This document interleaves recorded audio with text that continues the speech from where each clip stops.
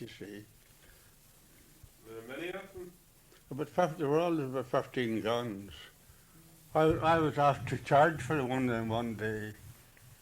They called it loading. Loading the guns. They all yes. had 2 guns. You know what butts are? That's right, yeah. You know what they are? I know that's where you stand with the guns. That's right. Well, yeah. I was asked to charge for one of the gentlemen one day. The head gamekeeper asked me. And I charged at the end of the evening. He says, young man, I'm pleased with your work today. And he said, I'm going to give you a golden sovereign. Oh, that's lovely. I used to get bread and cheese and a glass of ginger beer and half a crown for a day. Well, that's, if you're beaten, you see, you only get half a crown. That's right. Yeah. But they would have got a sandwich where we were, That's and a right. bottle of white lemonade. Yeah, we had ginger beer and the men had beer. A bottle of white lemonade. A bottle of white lemonade. And a sandwich or 2 sandwiches. Yeah. And the gentlemen were all brought round their big folding tables and white linen tablecloths with their wives. Right. And the tables were all filled up with champagne and whiskey, whatever the devil they liked to drink. Right. And the poor beaters were standing aside for half a crown. Yeah. Yeah. That was a lot of money in those days. It was. A lot of money. At the end of 3 days, you had 7 and 6pence for your 3 days drive. Right. When I first started work, I got 7 and 6pence a week. And I had to pay my fares to Piccadilly and back. And I couldn't afford a woman. Yeah. But mind you, it was a grand life out in the moors. I loved the hills. Uh-huh. I really loved them. There was no bad, what you would call bad dusty air in the hills. Uh-huh. It was all fresh and clean. And what part of the country was that? Was it That's up where I was County bred and Antrim? born above Larne, about 7 miles. Oh, right. Just behind Larne, Oh, right. towards Castle, Killyglen region. Is that the road that has all the Crawfords in it? Someday you have time, Uh-huh. when I get settled a wee bit, Right. you'll come down That'd be great. and I'll take you over a bit of the country that would open your eyes, as the saying is. That's that. I'll show you where we were bred and born, of any interest to you. Sorry, I Yes. can't hear. Yeah? He's going to show us. You what? I'll show you where I was bred and born. Right. And I'll show you up round the hills where I used to take my walks. Uh-huh. I used to go, my father, you see, owned some of the hills. Mm-hmm. And you had to go every day to count your sheep, Yes. you see. Because I wouldn't maybe be much interest to you. How many sheep did you have? Hmm? How many sheep did you have? Well, one is 100 black-faced sheep, you see. And you kept them in the hills till the rough weather come in, and then you brought them down to the lowland, to the green grazing instead of the heather, to lambing time. And whenever the lamb, you took them back, and there was a date to take them back, which was the 7th of April. And you only took the ones back that had 1 lamb. One of the 2 lambs, you couldn't reserve them in the heather, you see. You had to keep them down in the lowland, you see. How many miles did you have to walk every day? Well, I thought nothing after did my milk run. I did my milk run and learn for 32 years, Ted. That's a long time. Hmm? That's a long time. With a horse. Of Right. course. I told you that You before, told me that didn't last I? time I met you. Hmm? You told me that the last time I met you. Yeah. And whenever I got home and got my lunch and looked after the kettle, I took my dog and my gun. Uh-huh. And 2 or 3 bottles, you know what the bottles of hay is? Uh-huh. Over my shoulder. Right. To feed the cattle out in the outlying hills. That's a heavy weight. Hmm? It's a heavy weight. Yeah. And I never come home without I'd shot something. Never come home a day. Tell me, Esler, do you remember the last time I met you?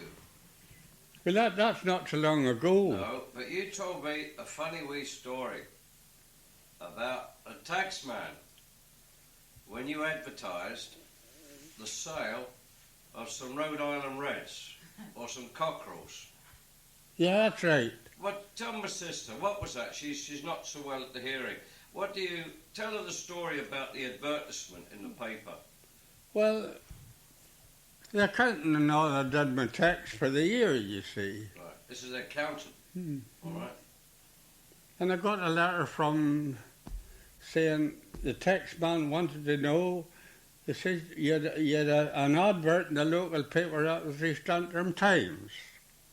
You had so many stock cockerels for sale, and you haven't returned the price of them. The tax man wants to know what you got for them. Well, I told you the answer. I told you we didn't sell them, we plucked them and boiled them and ate them. So you get no money. No money. And there were never another word out.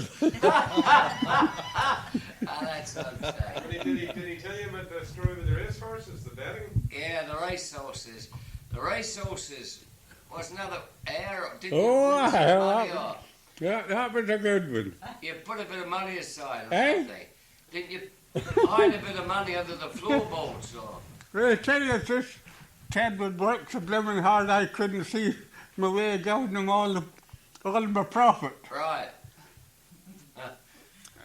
And I'd accumulated a good number of £1,000, and I had it all in £5 notes in a box in the house.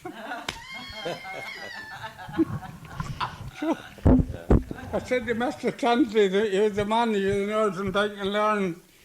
So Stafford Crips come into the reckoning and put a wee bit of fear on me. Do you remember the stuff at Crips? Yeah. So I said to Mr. Tansey I had some money in a box in the house. Oh, he says, why not bring it down? He says, bring it down tonight, he says, after the bank closes. He says, I'll go into the back office and get it counted. Well, I went down there. It was that over 6,000, which is a big wee bit of money, That's you a lot know. of money Then. He was just telling us about when he was in the byre milking the cows. Tell us that one again. No, listen, let him finish the other one. Oh, sorry, I thought you'd finished that. Right. Go on ahead. And then what happened? Mr. Tansey says, what are you going to do with it now when I have it counted? So maybe invest some of it. And he suggested what I invested. So it come the year after the tax, after the budget, and I went into Mr. Beatty. That was one of the accountants that came to Larne every Thursday. I told him what had happened. I said, there was some money I haven't disclosed to you. Oh, I said, why did you not do it? Oh, well, says I had worked hard and I couldn't find my way of giving to the tax man. Well, he says, you know, whenever you tell me, I'll have to tell the tax man what has happened. Well, said I, all right, and tell him. So I got a letter from him maybe 3 weeks or a month's time. He says the tax man wants to know where you got this money. Oh. Well, says I, we worked very hard and during the war years and all. And I says we thought we'd have a holiday, and we went to our races, my wife and my son. And says I, with a bit of good luck, and we bet a few winners, and we won several £1,000s. He put that up to the tax man. The next word I got from him, where did you stop an hour? No. Could you give me the name of the winners, all the winners?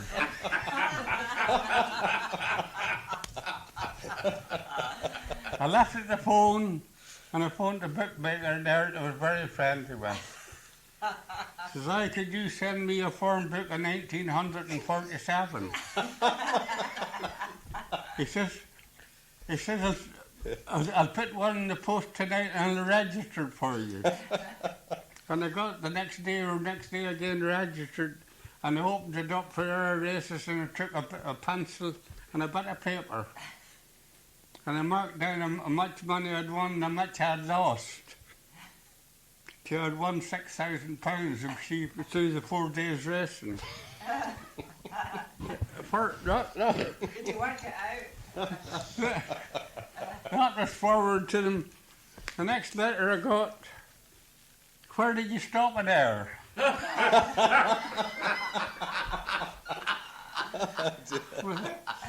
This is Mr. Beatty says, I have stopped in the house on John Street, number 27.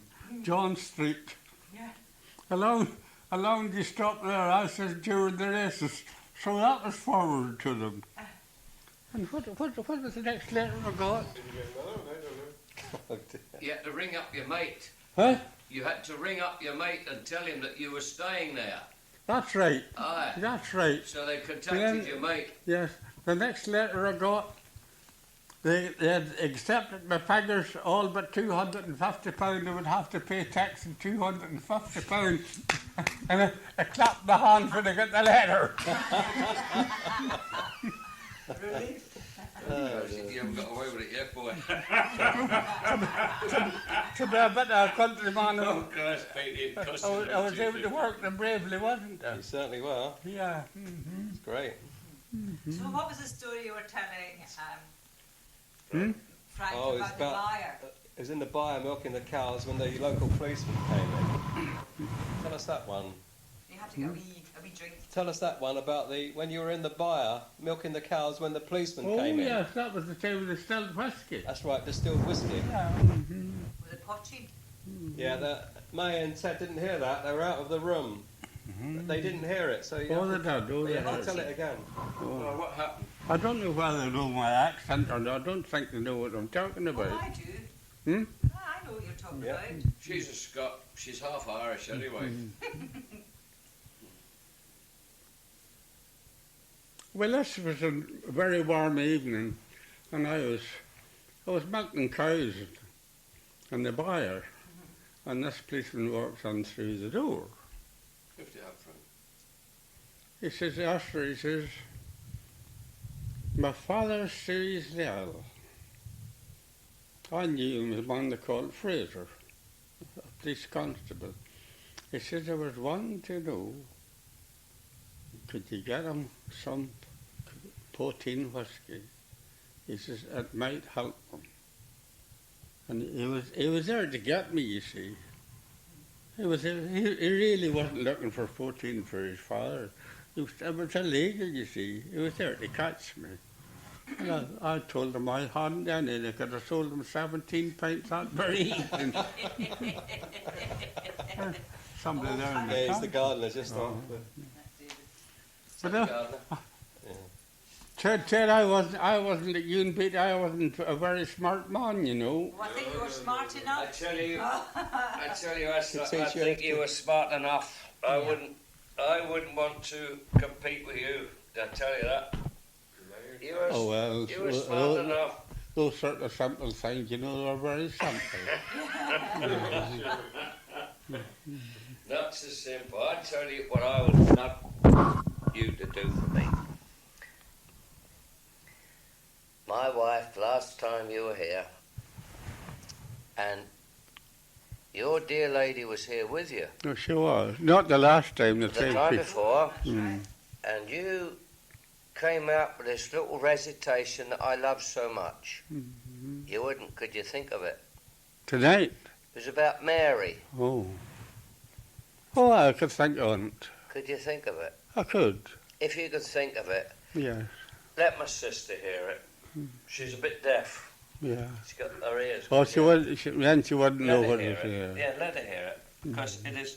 Can I have a bit of bread, by the way? No, oh yes, it's your Little own. bit of Yes, bread. yes. That's your coffee there, Ted. See if you can think of it, okay? There's some crazy coffee there, son. You may let her sit beside you if she's a bit deaf if she wants to hear it. Come to This here. side, No. Esler. I'll try my best to remember it, you see. I'm sitting on the stile mirror where we sat side by side on that bright May morning long ago when first you were my bride.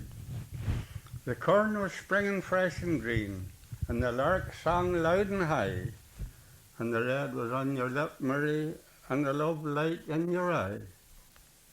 The places that have changed, Mary, and the days as bright as then, and the lark's loud song is in my ear, and the corn's as green again. But I miss the soft clasp of your hand, and the breath warm of your cheek, but I still keep listening for the word you never more will speak. 'Tis but a step down yonder lane, and the little church stands near, and the church where we were wed, Mary, I see the spire from here. The graveyard lies between, Mary, and my step might break your rest, for I've laid you, darling, down to speak, and the baby on your breast. And the place is little changed, Mary, and the days is bright as then, and the lark's light song is on my ear, and the corns is green again. Now I'm a wee bit mixed. I'm bidding you a long farewell, my Mary kind and true, and I'll not forget you, darling, in the land I'm going to. They say there's bread and work for all, and the sun shines always there, but I'll not forget you, darling, were it 50 times as fair. For oft times in those grand old woods I'll sit and shut my eyes, but my heart will travel back again to the place where Mary lies. It's beautiful. Beautiful. Are you crying? Is that what you wanted, Ted? Oh, he's not there. When did you first learn that one, Yeah. Esler? He said that to me the first time, and I bloody nigh cried. Yeah, mate, he's got me. Yeah, it's beautiful. Did you like it, Ted? Yes, I very love it. beautiful. I love it. Beautiful. Was it nice the way it's made up all together? Do you know But then the there's another one. Yeah, I do. Where will you meet with lads moored through, or where with truer lasses?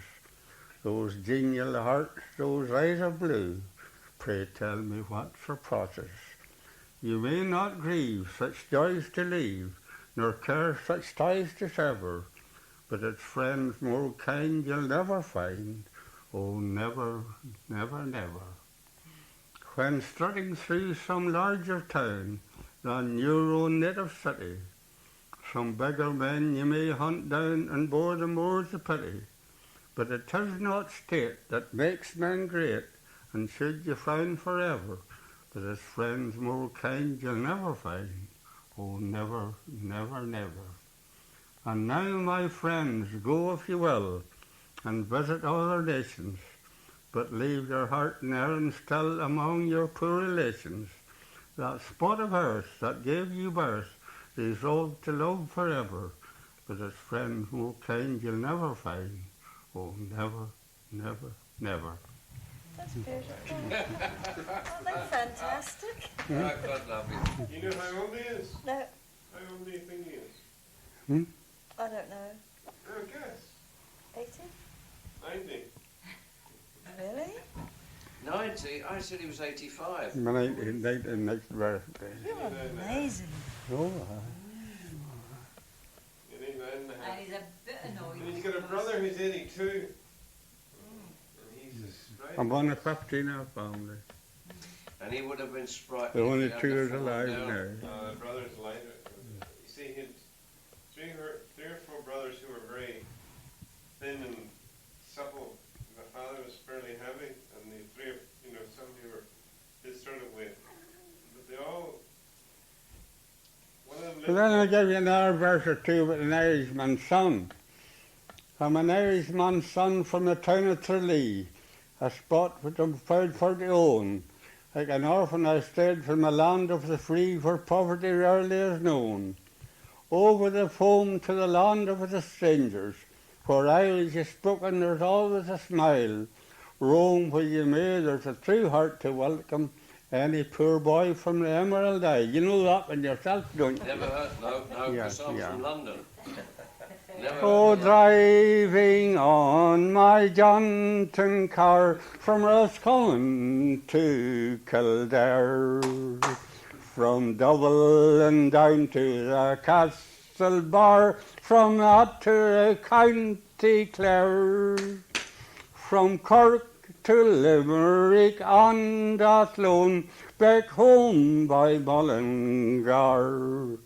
You can view the lakes of Larne from my Irish Jaunting Car.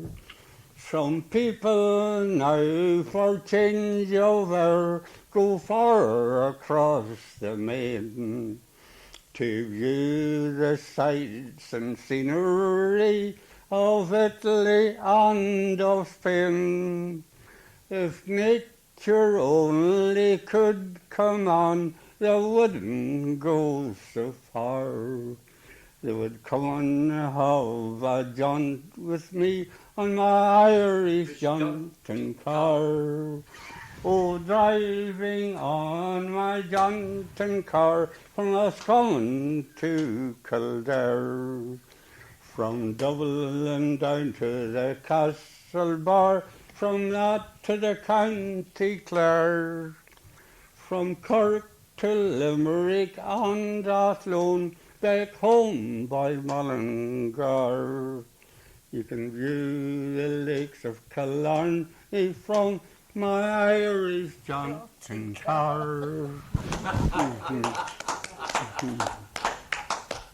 This is very old one, isn't it? In the old days, Hey? there wasn't television or anything. This is, they made their own People had entertainment. to entertain themselves, and they would Right. sing, and they would play cards, and they would, Pull that one up, will you? farmers would all go to one another's house, and this is how they socialised. It's totally different now, you know. It's all gone. It's, So I've done my part, Ted. We've all done our part. Hmm? We've all done our bit. I say I've done my part. You've done your part. I haven't long to go now. I know I haven't. Well, we Oh, don't you're know. looking very Yeah. fresh. I don't want to have too long. I want to get lying beside my wife very soon. Yes, okay. I told them about up at the Mercury. They're keeping her ashes to I die, and they were going to go in together. I couldn't live without her. oh, you'll be Oh, able it's to live, difficult. buddy. Just take a little time. Hmm? You've got a lot of good memories. Hmm? You have a lot of good memories of her. Yeah, a lot of happy times Oh, to think aye. about. And yet, that's what you have to think of. Yeah. There's a lot in front of